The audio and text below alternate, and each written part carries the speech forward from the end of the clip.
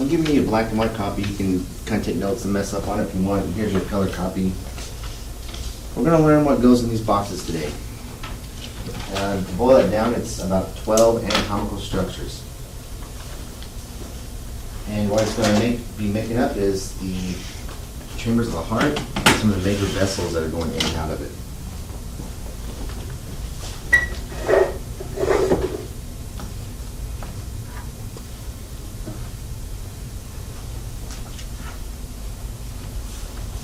So I'll probably break this up into 2 chapters, or 2, I don't know. Just because our schedule was a little bit weird last week and we missed yesterday, or Wednesday, I missed Wednesday. I'm going to figure out how we'll do this because I don't want to make it last forever for you. I want to get it, move on.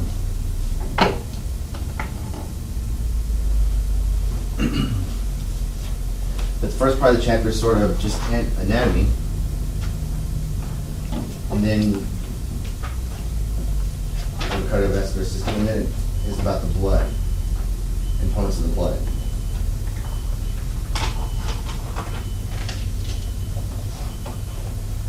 So look at that heart model I got in front of you. You can take it off the stand and handle it. See those red and blue things coming out of the top there? You got some coming out of the top. That blue one comes out of the bottom as well. And those are just pipes. Blood's going in, blood's going out in some. Turn around and look at the back of the heart. Yeah, you know this is the back because these two come in together like this, and your aorta curves and goes down. Okay? So, if you notice on the back, it's got some red ones coming together and some blue ones coming together. Right here is what I'm talking about.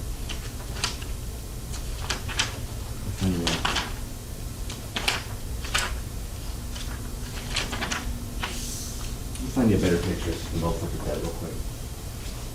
I got one in this book here.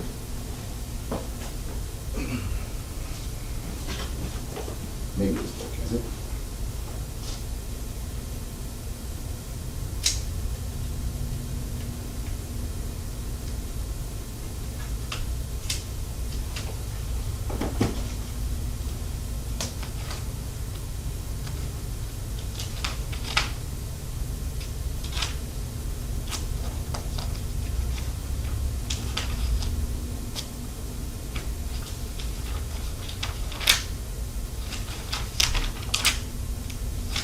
Here's a good posterior view.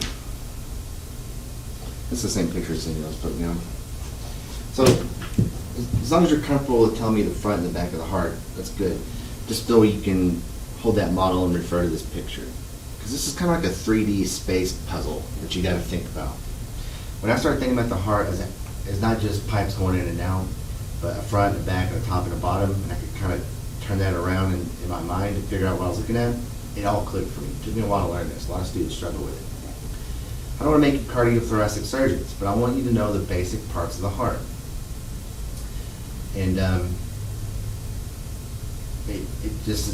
students get all nervous and a little challenged over this, but really I'm going to break it down to 12 simple structures. You just need to be able to show me where they're at on this model here, or tell me how they proceed in order. Because what we're really tracking is the flow of blood, where it goes, where it's going to, and where it's been at.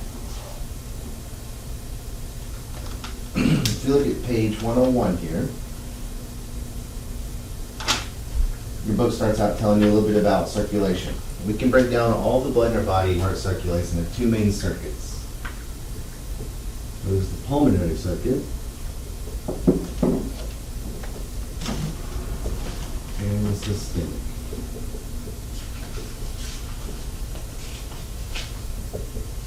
Really what we're going to be focused on is right here. And if you're just a little bit confused about a circuit, think of a racetrack. There's one racetrack and there's another racetrack. They both connect at one point. That's the heart. Systemic is where is your blood in any other part of your body except for this heart and vessels we're looking at now. If it's in the pulmonary circuit, it's going to be in everything we're talking about today. And pulmonary circulation carries blood between the heart and the lungs for gas exchange, Systemic circulation carries blood between the heart and the rest of the body for tissue exchange.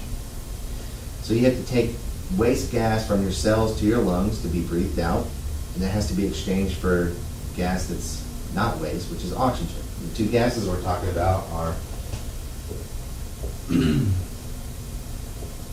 oxygen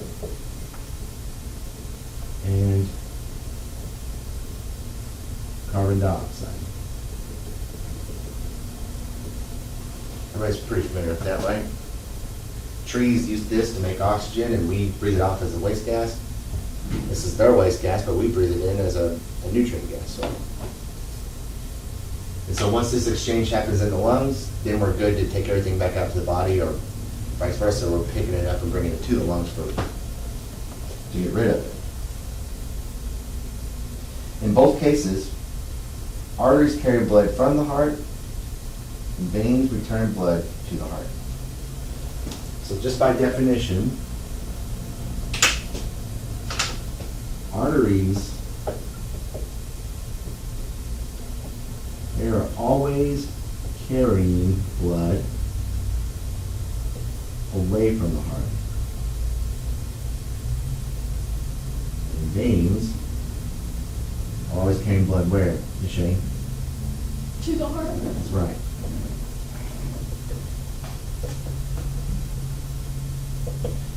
The reason I'm being so defined here is because these right here may have one of the two in them. The blood might be CO2 rich or it might be O2 rich. Regardless if it's a blue or a red vein, it depends on which way the blood's flowing, to or from away from the heart. So this is your artery, your aortic artery, but this is also an artery because it's carrying blood away from the heart towards the lungs to be exchanged, and it's going to come back in through these red ones. So this is the only part in the body where you're going to find deoxygenated blood in an artery and oxygenated blood in a vein.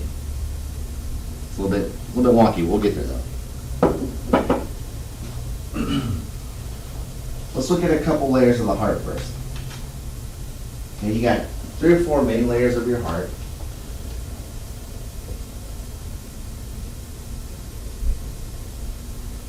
Read that first paragraph for me there under heart, Miss April, if you don't mind. The heart is a muscular double pump whose contractions push blood through the circulatory system. It is located in the thoracic cavity behind and slightly to the left of the sternum, between the lungs. The heart is surrounded by a thin membranous sac, the pericardium, which supports and lubricates the heart during contraction. The outer layer of the heart, the epicardium, consists of epithelial cells and underlying fibrous connective tissue. Coronary arteries, which supply oxygen to the heart, are embedded in this layer. The middle layer, the myocardium, is composed of cardiac muscle whose cells make extensive contacts with adjacent cells to allow electrical activity to spread easily from one cell to the next. The innermost layer, the endocardium, is made up of endothelial cells. The modified epithelium that is continuous with the endothelium lining the blood vessels that enter and exit the heart's chambers. Okay, that's probably good for me.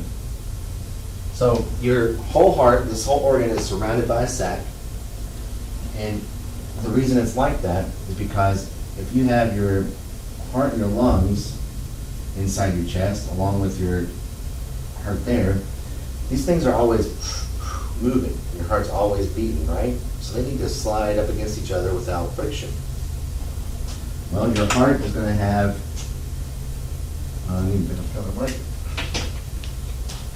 a membrane around it that's fluid filled, and the heart kind of floats in there. And the lungs are going to have their own membrane as well.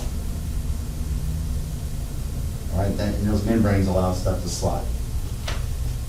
This sac around the heart is what they're talking about, this pericardium.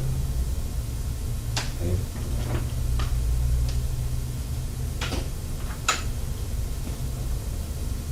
Pericarditis, what do you imagine that is? Inflammation of that layer. Yeah, inflammation of that sac. When you lose this fluid in this membrane that surrounds your lungs, it's called pleurisy. real painful. I've had it, not fun. Yeah. Okay. Now talking about the heart itself, it's got a few layers that we can break it down into. This outer layer, it's called epi. It's the outermost, epi.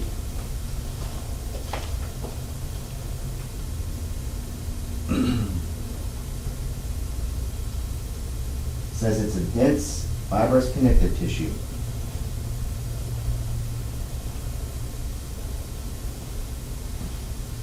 And this is where the coronary arteries are located.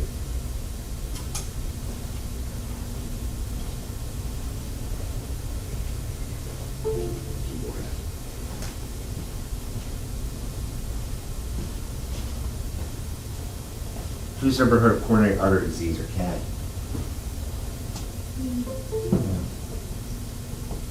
Well, it's in these arteries that are in the outer layer, and you can see them on your model here. That's coronary arteries. They actually supply the heart muscle with its own blood supply. And this is what gets blocked when you have a heart attack and a piece of that heart tissue dies, can't beat good anymore. That would be called a myocardial infarction, otherwise known as a heart attack. One of those arteries will get blocked and it dies, ischemia happens.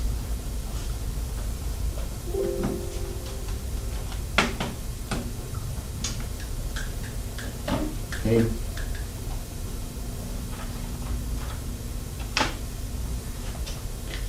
The middle layer, the myocardium, is composed of cardiac muscle, whose cells make extensive contacts with adjacent cells. Just like in that, when I was describing to you 3 types of cardiac muscle, they'll have those little discs on each end. Yeah. Okay. So this is cardiac muscle tissue. And here the cells beat as one. Or they should be in unison.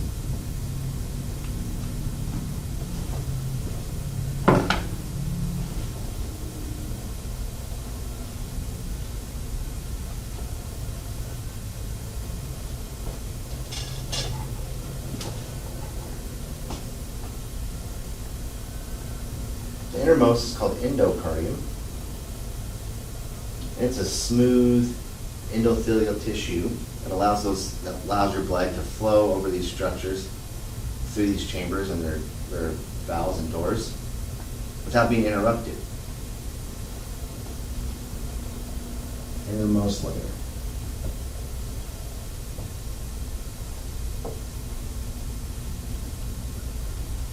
It's characterized as smooth endothelium.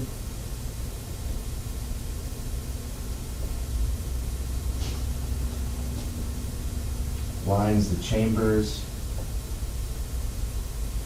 of the heart.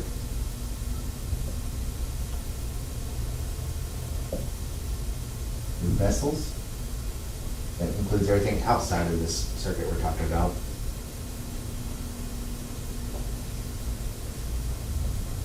Valves, etc.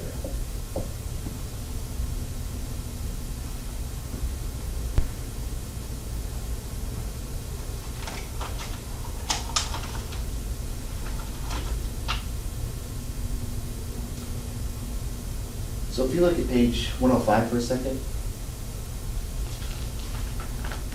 locate the heart in that picture. Find the aorta. It's that one thing that curves up and goes down the back, right? And if you, as you notice, it goes down this picture's abdomen and splits into two. You start seeing these smaller and smaller branches. Well, it eventually becomes so small that only one red blood cell can fit through. The tissue that lines all of this pipe system, from big to small, from the heart to the tiniest portion and back up again, is all endothelial, or endothelial tissue. That's the type of tissue we're talking about. Okay. And that'll be a little bit more important for you when you talk about coagulation in the next couple of pages.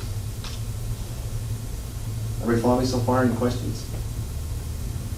3 layers, 2 types of tissue we should be pretty familiar with. Okay? Now, I'm going to pause on the book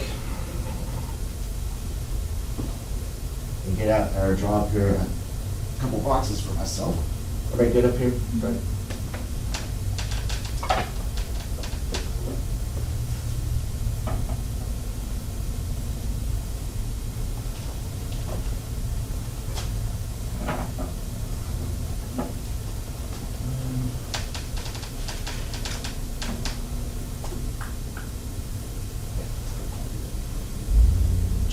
myself not running out of space, I don't have to redo this.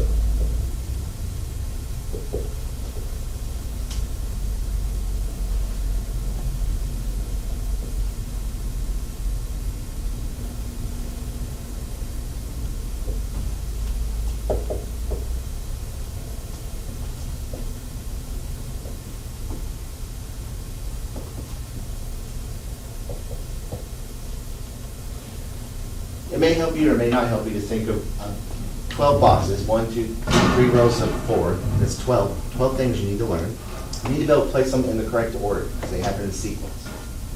I like to divide them up into 3 categories: doors, hallways, and rooms.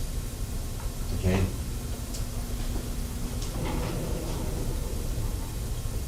You don't have to do it like this.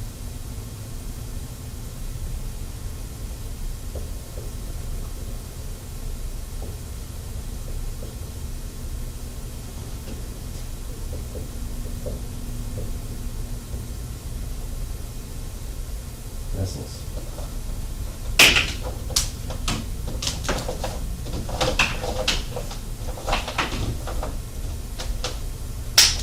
All right, ready to go. Just put them away.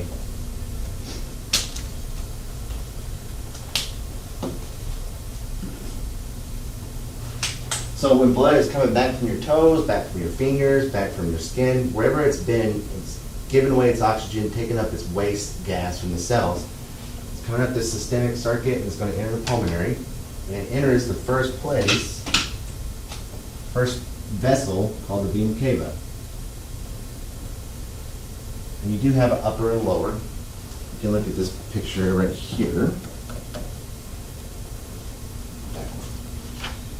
So here's my vena cava, this blue thing, but there's this inferior and a superior, and they just emptying from your brain and your arms and from your rest of your body, and it all converges into this first chamber right here.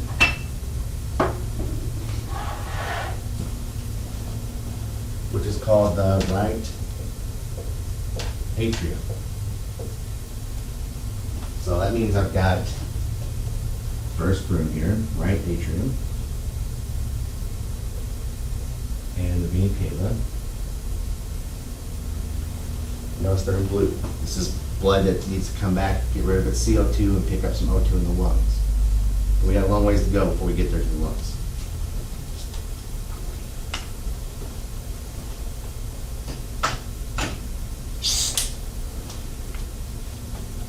What's the next thing we got to do? Look in your picture there. We should have to go through a door after this chamber.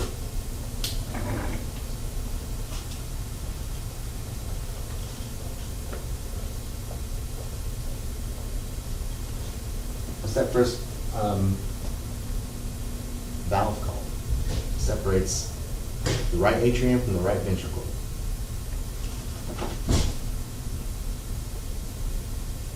It starts with an M. The mitral valve. The mitral valve. You find it, Dana Shay? Point it after her for her.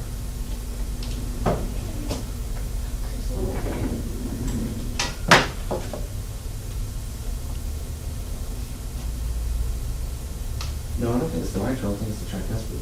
Yeah. Okay, so that picture you're looking at is like the heart in front of you. This is the right side. This is the right side of the heart, right side of the heart. This is the left side. So if I take this, pretend like it's in your chest, your vena cava is on your right side. Okay. All this blood flow initiates on the right side of the heart. So it's the tricuspid, not the. It's the tricuspid valve, I'm sorry. I'll cut that part out of the video so nobody knows I messed up.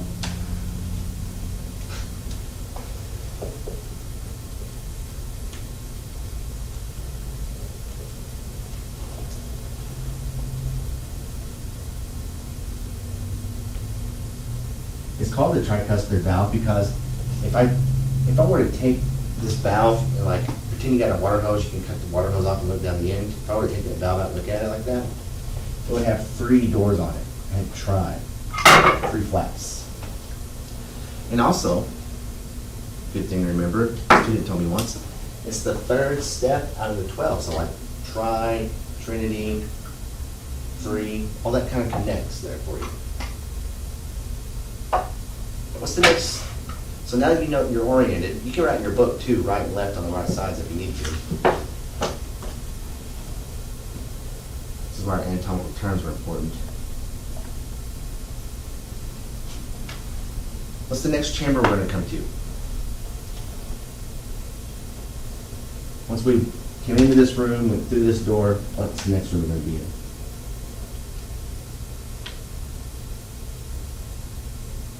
It's either an atrial chamber or a ventricle. The right ventricle.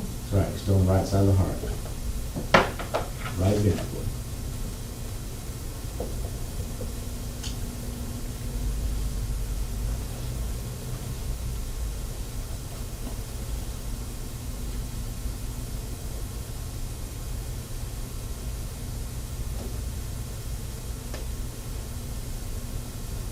Okay, we gotta go through another door, valve, before we enter a hallway.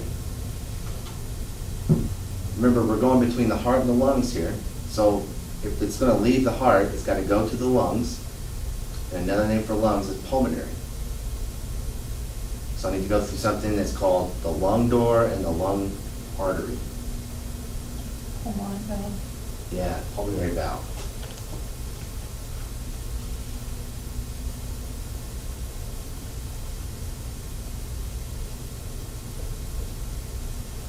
And after that door, it's going to go into the pulmonary arteries.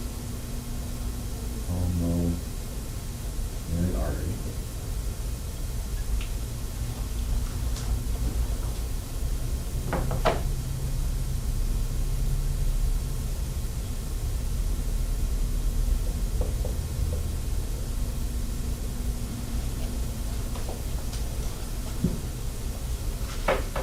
And that's it for a minute.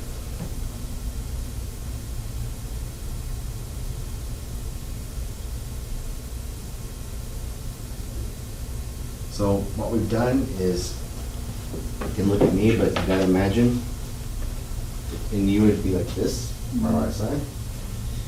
Blood is emptied from the bottom part of my body to the top and converged into this first chamber. It makes sense that your heart does that. If they had to take it into 2 separate rooms, it wouldn't be really efficient. So it's gonna just take this artery and merge it into one.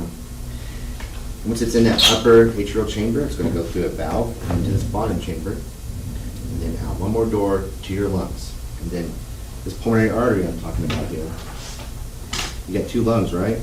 Most of us have 2 lungs. So on the back, it goes to the right lung and the left lung. And you can see it in your picture here. Pulmonary artery is going out that way, and then these pulmonary arteries coming up this way, but these are in the back. They're hidden back here. One underneath this. Your book makes them purple.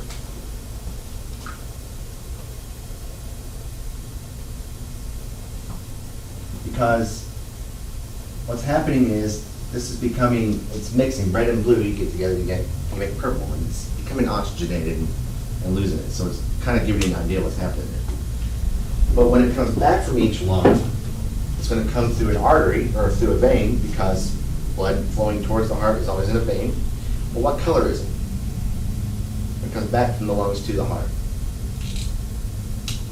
Tell me what you think pulmonary arteries are at on here. On your model.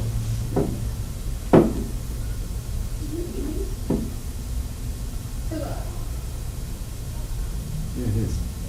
So here they're coming back from the lungs. Back from the lungs. And this time they're going to converge into one upper room on the left side. Yeah, so here's the blood coming back, and so this is the first chamber on the right, here's the first chamber on the left. There's one side coming in. These arteries are hidden in the picture because they're behind, but if you look, there's 2 little holes right there. That's where they come in. So here's coming back. You can't see these, they're behind the heart. Right. But right there's where they come out into this room. So this one. Yeah. Yep. This one. Yep. See why I'm talking about like front and back type stuff? So that's our next step.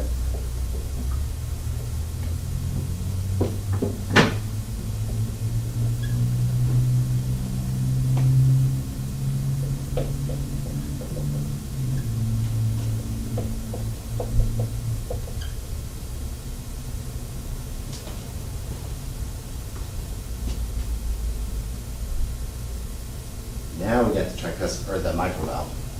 That's the next, I'm sorry, left atrium is the next, it leads into this room.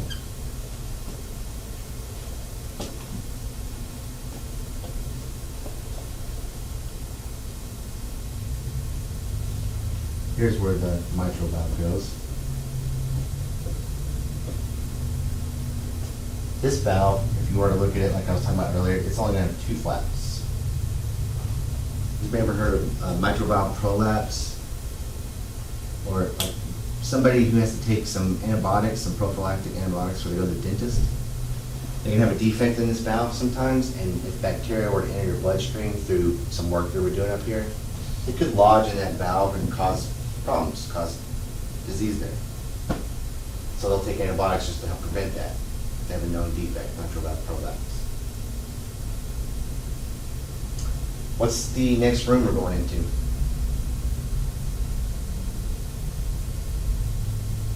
Left ventricle. That's right.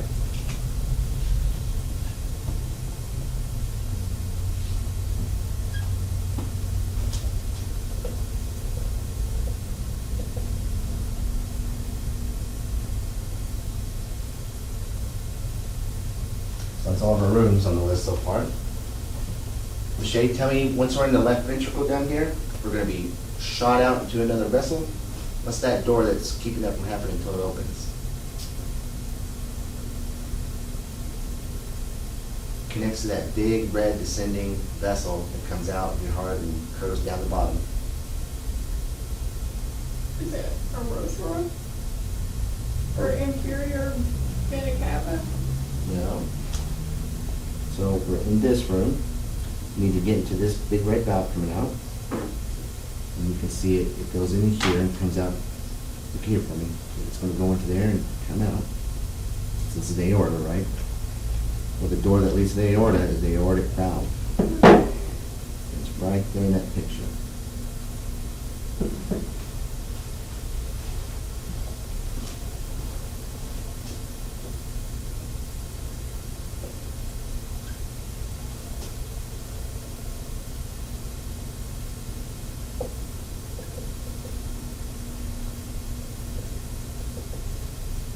And that last vessel is the aorta.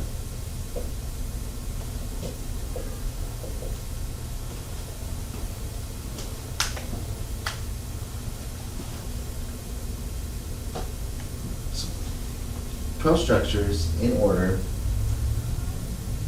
Hopefully you can just work on getting these structures down, learning which ones are coming to the right side of the heart and have deoxygenated, which ones have been in the lungs, and then the rest of the path here.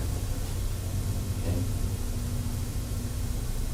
You can fill out that color one to help you learn that.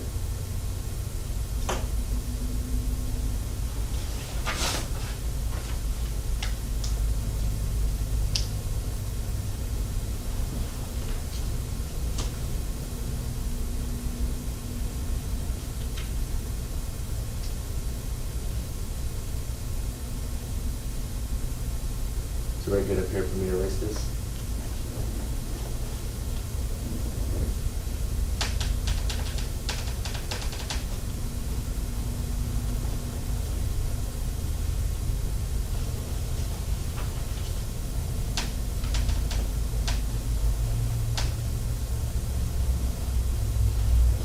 So let me just give you a few more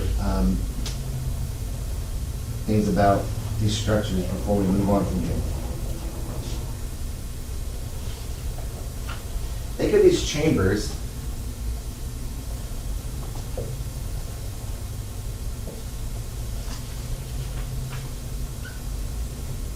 okay. These are ventricles, they're bigger. Which one has an apex that has a point on it, the right or the left side? Look at your model with the picture, see if you can figure it out. Is it the left? That's right.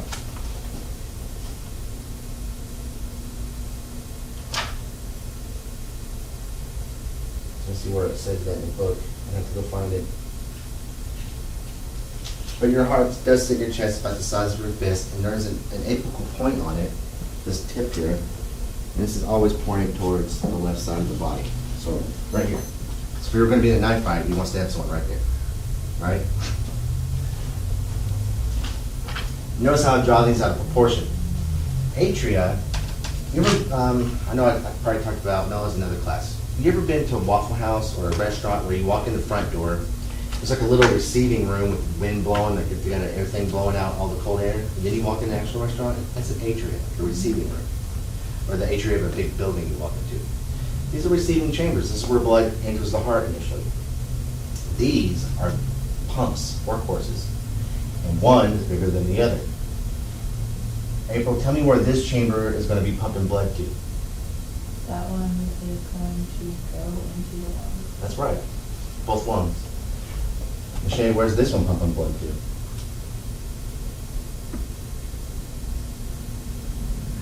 Yeah. What do you think, April? Everywhere else. The whole body.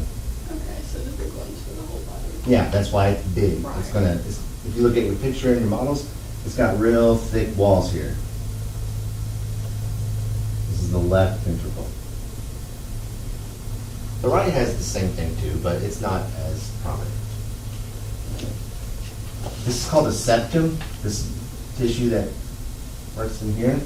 It's just a ball between two things.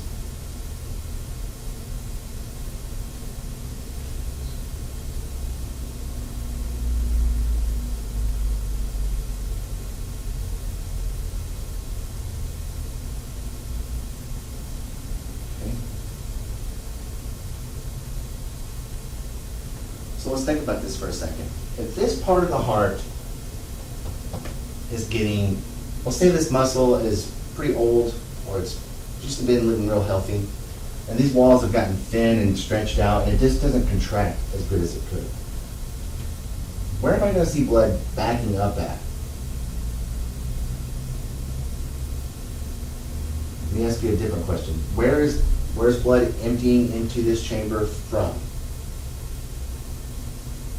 Here.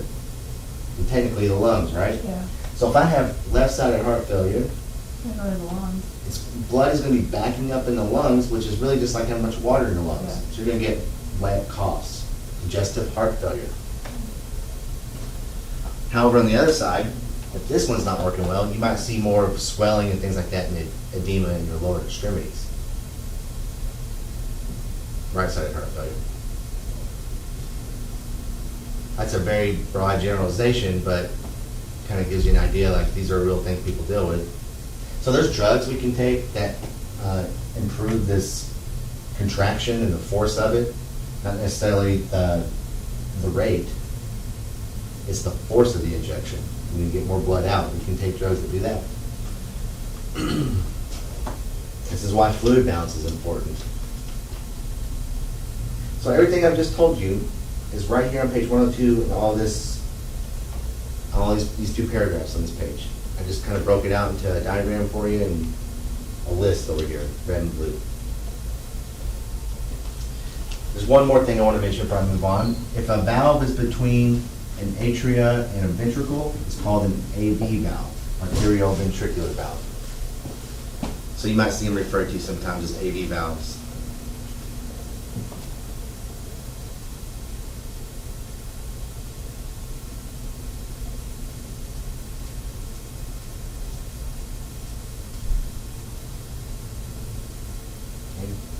This picture on 103 I don't really care for too much because it doesn't really, kind of confusing to me. I've never really liked it.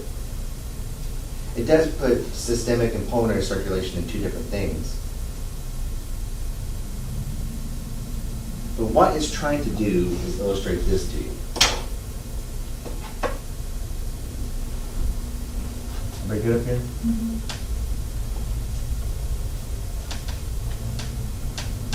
Let's pretend we're coming out of the aorta and we're a red blood cell, we're going down. Well, that aorta is the biggest version of an artery, okay? That's the biggest vessel. So if vessels are at their biggest, before they start branching and making smaller and smaller ones, they're called an artery. It's the aortic artery.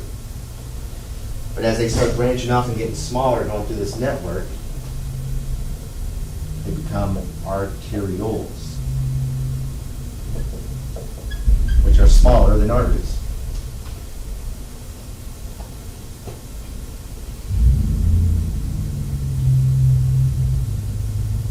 eventually they become so small, microscopically small, that only one red blood cell can fit through at a time.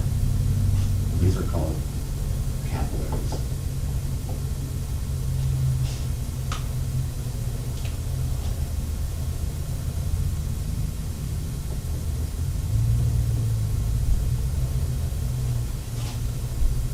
And if you look at this picture 103, it has like a capillary mesh or a network. It's because they get so small and they pretty much permeate every square inch of your body, because technically a cell has to be pretty near it or touching it to be able to exchange gas by diffusion and not use a lot of energy, and things just kind of flow in and out as they're supposed to. So that's why I'm trying to stress to you this kind of network we're describing. Bigger, smaller, smaller, smaller. Cells get to do their work, and then it's eventually going to collect and become bigger again as it brings it back to the heart. So these are called venules. Oh man, I can never spell this one. This is on page 104.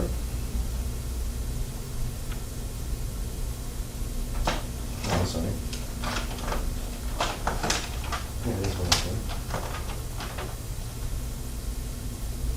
Venules. There we go. And then they become bigger and bigger until they're called veins again.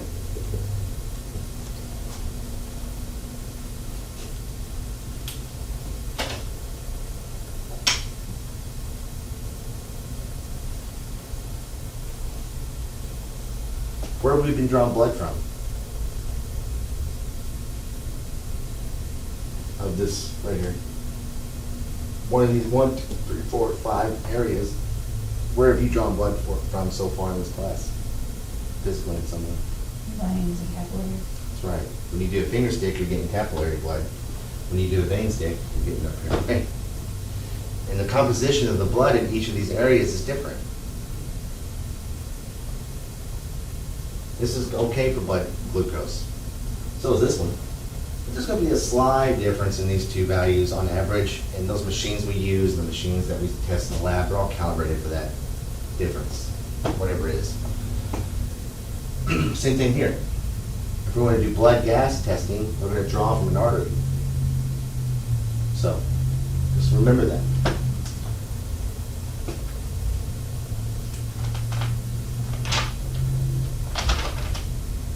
I'm going to tell you a little bit about this diastole and systole and some of these layers, and then actually let's take a break right there. It's a good place to take a break. Take 5 minutes break.